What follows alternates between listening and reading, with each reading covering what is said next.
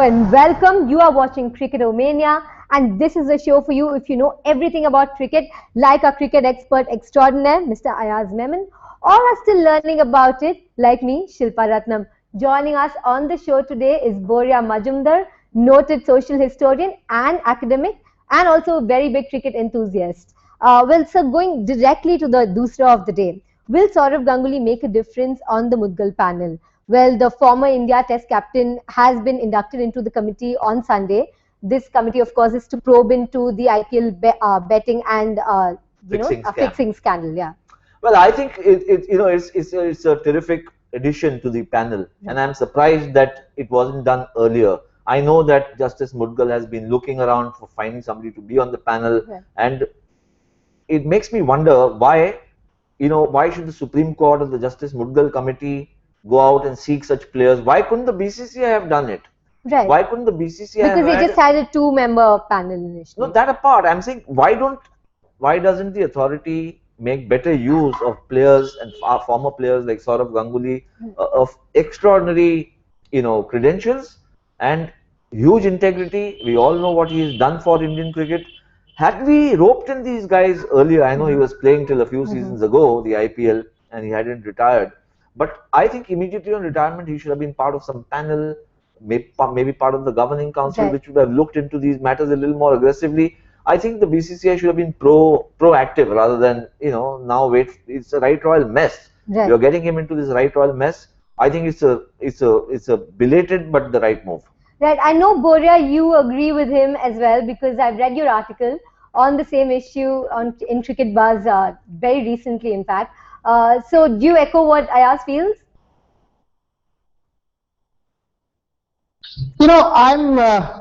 I'll be a little more blunt than Ayaz. He asked this question, why didn't the BCCI? Because the BCCI doesn't want to get to the root of the matter. It's as simple as that. If the BCCI was keen to get to the root of the matter, it would not have made a complete mess and appointed the two-member panel, which was a sham. Now, that was the most stupid gesture of all. And as far as why Justice Mudgal did not appoint Sourav earlier, he was on the lookout for Sourav, as Ayaz rightly said, because Sourav was traveling. The first meeting of the committee was on 25th of May. Sourav was in Spain for the Champions League, then in England, came back on the 6th of June, straight after Justice Mudgal spoke to him and appointed him in the panel. So I don't think there is any delay, and I absolutely welcome this development for three reasons. One, Sourav is not on the BCCI payrolls, unlike some others. I'm not doubting their integrity, but in public perception, they are on the BCCI payroll, so there is a conflict of interest. Two, Sourav is not associated with any franchise of the IPL. The second name that was discussed by Justice Mudgal and his team, and I can tell you confidentially, is that of VVS Lakshman. VVS Lakshman is associated with Sunrisers Hyderabad. And third, Sourav has been there, done that, played the IPL till a season earlier. I think he's the best person for the job. Yes, I think I'm in complete agreement with what Boria is saying, Shilpa. And the only question I have for Boria, and because you've been kind of privy to a lot more information on this, so what one gathers is that Sourav is going to be dealing with the technicalities largely. So what does it mean? What does it mean? I mean, is he going to give them, be a sounding board as to how the T20 game is played, or what are the current trends in the sport, or what's it going to be all about? Right, he's the cricket expert on the committee. Correct. I'll tell you how this investigation will unfold. B.B. Mishra is the person who's supposed to get the interrogations done. Obviously, you don't expect Justice Mudgal or Nageshwar Rao or Nilay Datta or Sourav Ganguly to do the investigations. The interrogations, I'm sorry. So B.B. Mishra will do these interrogations as a police officer, together with the Delhi, Mumbai and Bombay police officers that they select for the panel.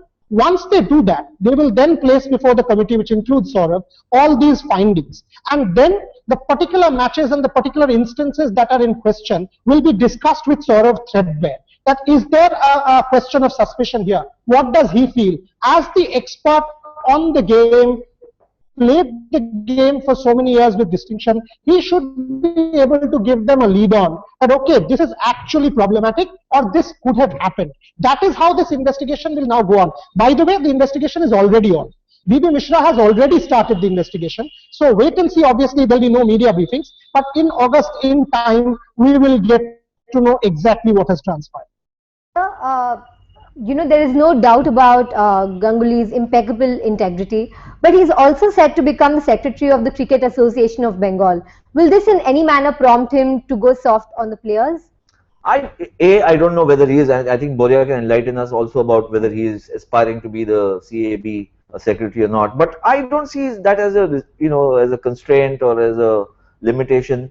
He has been included in this panel as a former India captain and somebody who understands the contemporary game perhaps better than anybody else, because he's just been playing till very recently.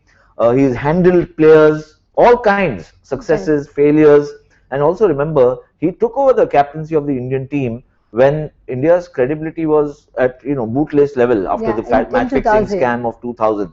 So he and a few other bunch of good guys like Dravid and Tendulkar and Kumble and Harbhajan and Dhoni and whoever else, that whole bunch which came under Sourav, restored, I think, or redeemed the prestige of Indian cricket. So I don't, and from whatever I know of Sourav, he's got the ability to compartmentalize his thoughts. This is his task, and he will do that task. I don't think he's the kind of guy who will allow things to kind of mix and merge and make a mess of it. All right. So Boria and Ayaz Memon in agreement on the fact that Sourav was a great addition to the panel, but let's see what the people feel. Yeah, I think it will be honest. It's a good move. There should not be any type of cheating involved in the game. Yeah, it's a good move, but I don't think any of the players will be honest for this. So I don't think he'll be that honest. They should take someone else who's more responsible and who is a famous icon all over the world, not just in India.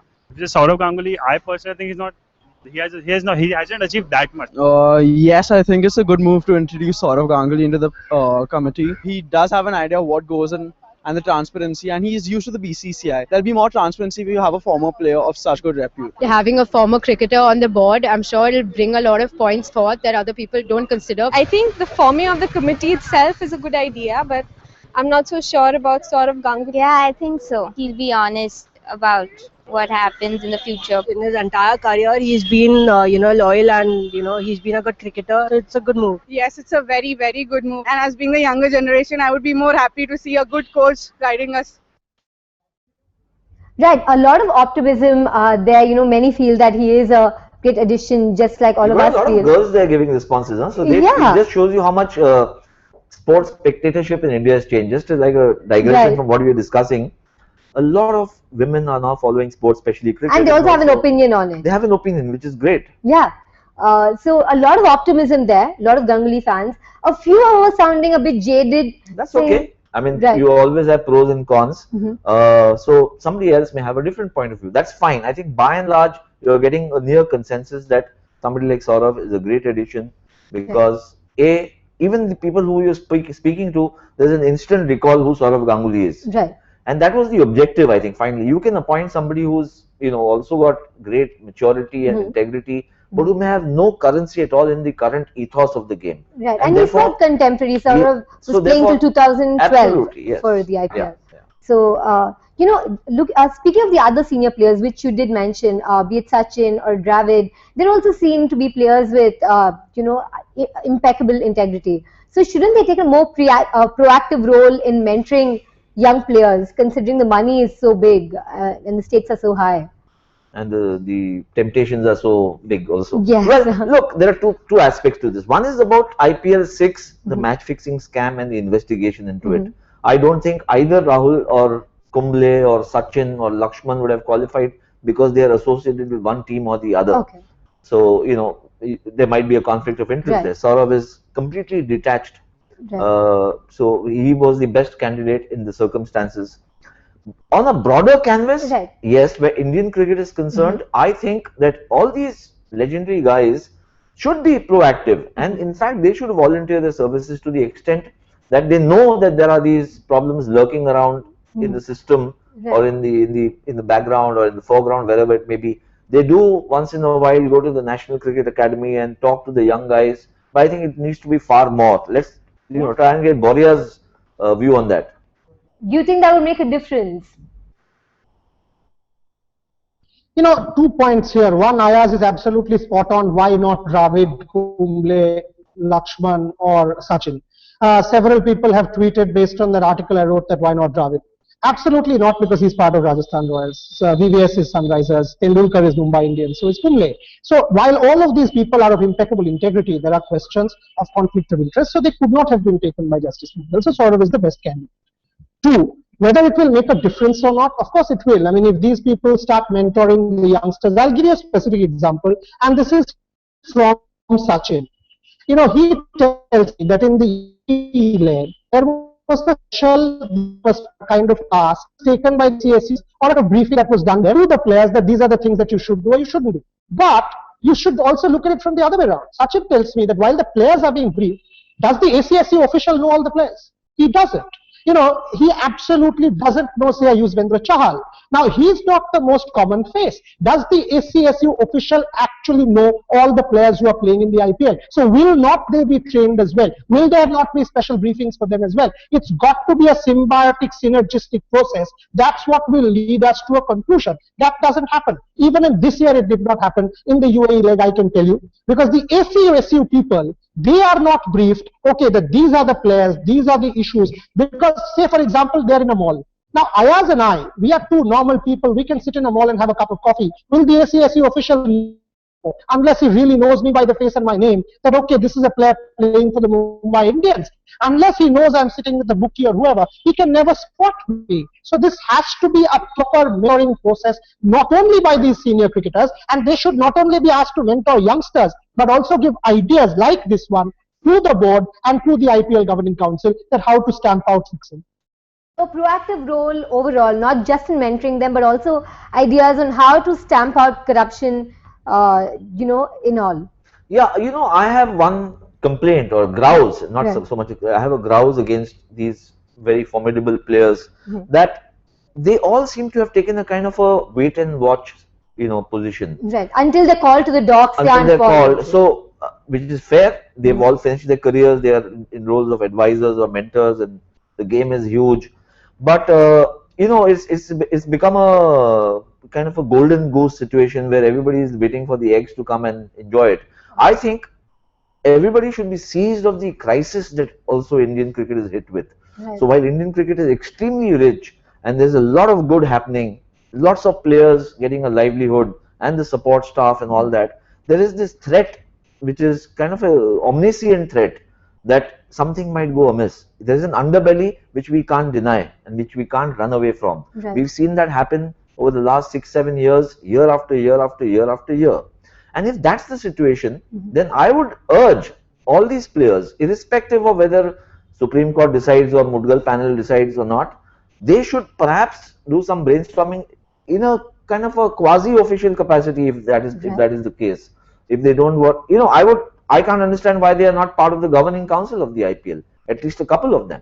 Right. You know? But wouldn't there be a conflict of interest? No, governing council is dictating how the tournament, the protocols of how the tournament, the IPL would be run. Okay. So, you know, they could be or they should be. All right. Or if not, then they, because they are the custodians, so to speak, of the legacy of Indian cricket, they should be playing a far more, I think, you know, interventive role. And put their experience to good use. Put their experience to good use. Right. You know, we were speaking about Ganguly and we were talking about how he has so many fans. So we try to go and test that out and see how much people actually do know about Ganguly. Let's take a look at that. Sourav Ganguly, no idea. No idea. No idea. Mahesh? I have no idea. I don't know. I have no idea. I don't remember. I'll guess West Indies. South Africa? I think Sri Lanka. But I have no idea. Sri Lanka? I guess England. New Zealand. Pakistan? 2007. 2007. 1987. I don't know this either. 2003. 2006? I think 2011. Maybe the 90s, I don't remember. Right, so no one got Ganguly's middle name right. But before the show, I had asked Ayaz, and of course he replied with Chandi. How do you know so much? I've met him. So I've met, you know, Sourav. No, but meeting him does not mean you would know his middle name. No, see, when you are following cricket, I mean, you know, SC Ganguly is Sourav. Yeah, now that you say SC Ganguly, that rings a bell. So a lot of them are known by their own name, their father's name, and then I'm sure their you met his surname. father as well. Yes, I did when he was, long time back, maybe about 10, 12 years back. So that's how I knew him. Right, Boria, did you also know? Boria knows him very well, or knew him very well. All right. Saurav, of course, is from the same city. Oh, right. Yeah, I do. He and I are from the same city, very good friends, part of the special network. I knew his family very well, who passed away just a few months back.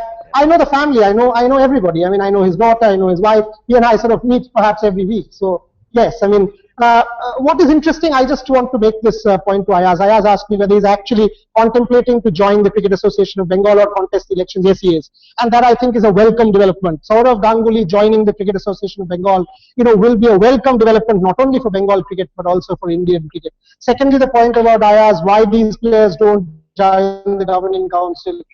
The governing council is a BCCI for BCCI allow people who are not their henchmen to join the governing council. I have serious doubts. How many BCCI members between Ayaz and I have we seen speaking out against this IPL corruption rot since it's come out? Tell me, have you heard Ranjiv Biswal, the IPL commissioner?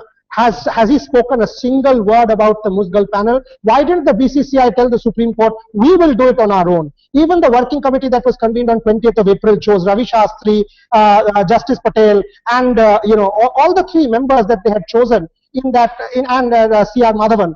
All of them had conflict of interest. Now the question is that, is the BCCI really accountable to the fan, or is the BCCI this cozy club of 30 that just doesn't bother about the common Indian cricket fan? I think it's the latter.